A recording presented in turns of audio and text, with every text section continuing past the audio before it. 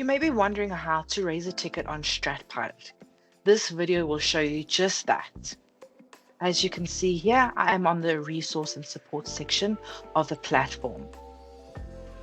We have gone through FAQ, videos, releases, and now I'm on the button support request. As you can see here, raise a ticket. We are then able to create a subject and as well as a description.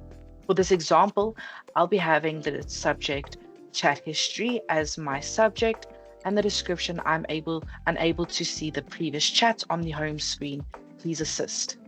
So this raising a ticket will allow you the space to create any information that you want the internal Stratpilot members to know, if whether it is a bug or any clarification needed.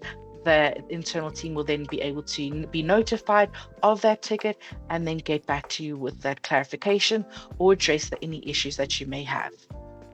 Now that I have raised the ticket, I'm able to clear it or submit it. Once I click the submit button, that message will then go to the internal team.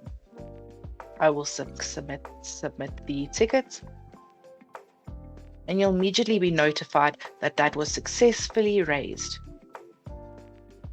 If I want to go to view the previous tickets that I've created, I will simply select view previous tickets and then see all previous tickets created.